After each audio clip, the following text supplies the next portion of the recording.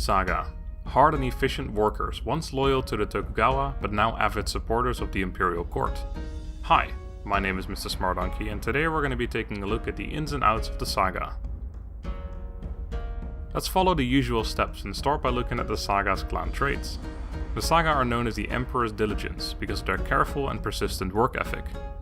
This becomes very clear upon inspection of their traits, starting with perhaps the most exciting of the lot, Gunnery, which improves the accuracy of all artillery pieces by 5. Artillery in Fall of the Samurai is already very strong, but this trait might just tip them over the edge towards overpowered. Next is Engineering, which reduces the recruitment and upkeep cost of ships by 10%. Very useful, especially in the late game when enemy navies will become abundant.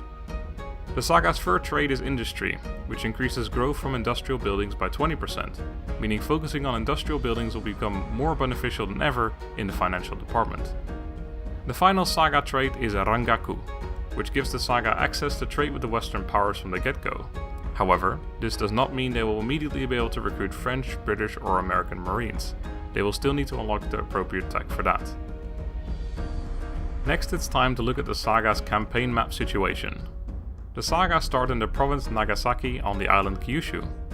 Nagasaki is a reasonably wealthy province. While its soil is only meager, it starts off with a smuggler's cave, which can be upgraded to Yakuza hideout, not only providing a fair bit of wealth, but also giving +1 to the initial rank of geisha recruited in this province. It also starts with a trading port already built, which provides them with a whole heap of wealth as well as the ability to trade with the Western powers. It will be of the utmost importance that you properly protect this port, as a fair bit of your wealth comes from its trade. Finally, Nagasaki has a traditional dojo, but I would advise recruiting the shinobi and then demolishing it in order to build an inn for some wealth in the geisha, or a cottage industry to make use of your industry trait. Speaking of agents, you start with a foreign veteran already out in the field, which can be useful for lowering recruitment costs right away. Another thing you start with that I find worth mentioning is a unit of parrot guns, the second best long-range artillery in the game. This unit will single-handedly win many fights in the early game. Another thing that is different from most other clans is your 3 starting ships as opposed to 2. While the third is only a simple gunboat, it is still worth mentioning, especially because I generally advise scuppering either all or at least your most expensive ship, at least on higher difficulties where Koku is a little harder to come by. While that advice still stands, with the Saga it might be worth keeping them around for a few turns at least if you plan on conquering the surrounding islands first. That brings us to your neighbors, starting with the Fukue on the island of Goto.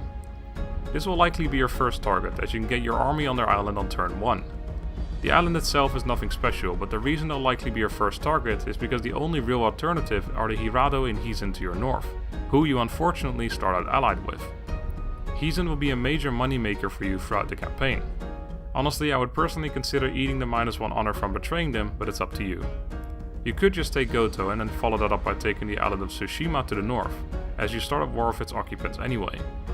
That should buy you enough time to break your alliance with the Hirado and consequently declare war on them without taking the honor hit, but it depends on whether you want to wait that long. Beyond that, the logical path of expansion will be to take the entirety of Kyushu, or up to Satsuma, whom you could consider allying with, as they will be a strong Imperial ally come realm divide. Finally, let's take a peek under the hood at the Saga family tree. Your daimyo is the 18-year-old Nabeshima Mochizuru, who unfortunately has no traits and even starts with no heirs. Your other general is a 32-year-old man by the name of Oki Takato. Finally, Mochizuru has 2 brothers by the names of Machiaki and Mochinori, aged 15 and 12 respectively. This is where we talk about the Saga's unique units, if they had any! Finally, it's time for the army composition recommendation.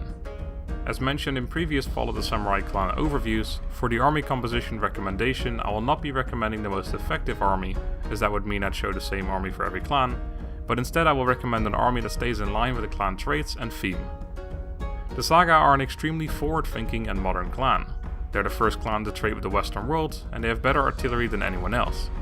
With that in mind, this is what I came up with. First up, some revolver cavalry. You can't make a modern army without including a couple of these bad boys.